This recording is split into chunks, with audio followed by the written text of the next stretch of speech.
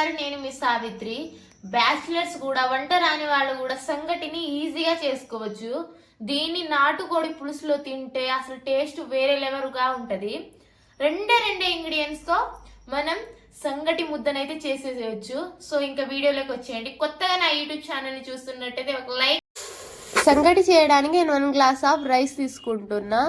So ఇక్కడ 1 glass of రైస్కి 3 glass of water తీసుకుంటున్నా. ఇక్కడ ఏంటంటే 1/3 రేషియో అనమాట. సో మీరు ఏ గ్లాస్తో తీసుకుంటే ఆ గ్లాస్ 3 రేషియో వాటర్ తీసుకోవాలి.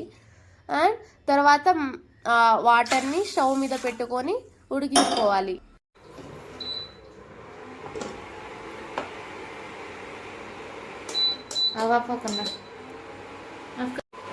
రైస్ చూశారు కదా ఎంతలా ఉడికిందో. సో ఇలా మెత్తగా ఉడికిపోవాలన్నమాట.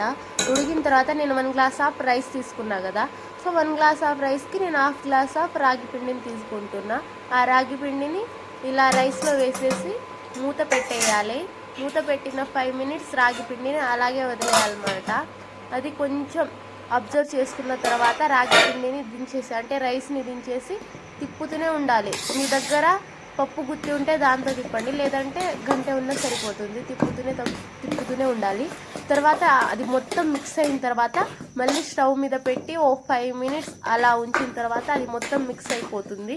ఇక్కడ చూడండి ఎలా మిక్స్ అవుతుందో. సో ఇప్పుడైతే మన రాగి పిండి అనేది అయిపోయింది. అలా తిప్పుతూ ఉండగానే మన రాగి పిండి టేస్టీ రాగి పిండి అయిపోయింది. దాని తర్వాత ప్రాసెస్ ఏంటంటే, గిన్నెకి ఆయిల్ అప్లై చేసుకోండి చుట్టూ అండ్ హ్యాండ్స్ కూడా. తర్వాత మనం చేసుకున్న సంగటిని వేడిగా ఉన్నప్పుడే ఇంట్లో బౌల్లో సిప్ చేసుకోండి. ఇప్పుడు కనిపిస్తుంది ఇక చేయి వాడకుండా.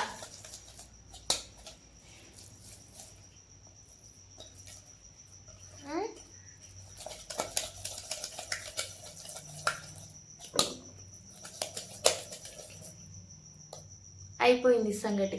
ఇలా ఎన్ని కావాలంటే అన్ని చేసుకోండి.